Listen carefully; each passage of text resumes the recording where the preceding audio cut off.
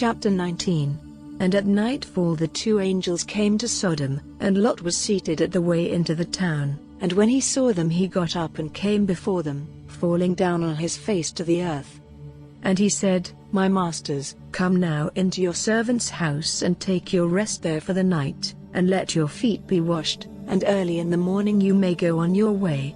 And they said, Not so, but we will take our night's rest in the street. But he made his request more strongly, so they went with them into his house, and he got food ready for them, and made unleavened bread, of which they took. But before they had gone to bed, the men of the town, all the men of Sodom, came round the house, young and old, from every part of the town, and crying out to Lot, they said, Where are the men who came to your house this night?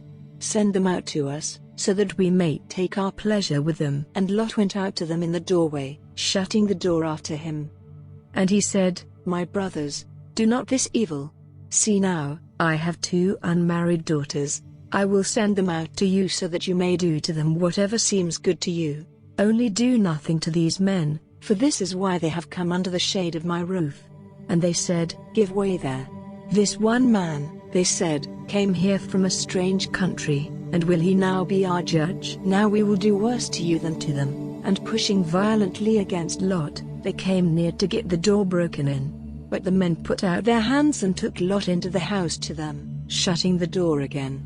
But the men who were outside the door they made blind, all of them, small and great, so that they were tired out with looking for the door.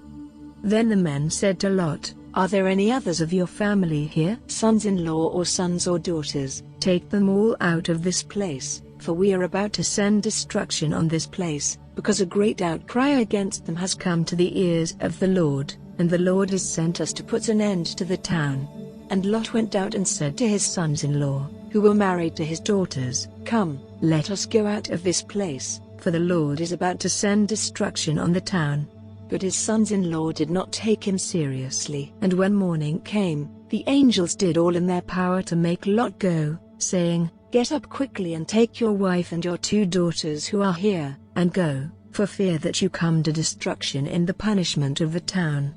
But while he was waiting, the men took him and his wife and his daughters by the hand, for the Lord had mercy on them, and put them outside the town.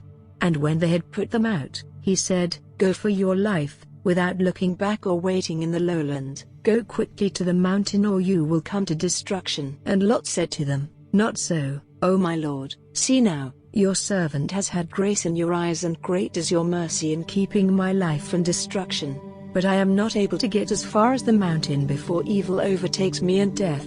This town, now, is near, and it is a little one. Oh, let me go there, is it not a little one? So that my life may be safe. And he said, See, I have given you your request in this one thing more. I will not send destruction on this town.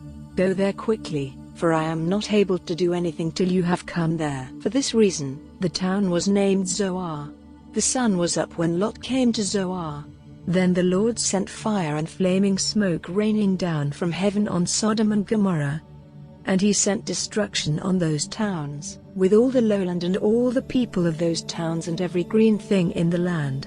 But Lot's wife, looking back, became a pillar of salt. And Abraham got up early in the morning and went to the place where he had been talking with the Lord, and looking in the direction of Sodom and Gomorrah and the lowland, he saw the smoke of the land going up like the smoke of an oven.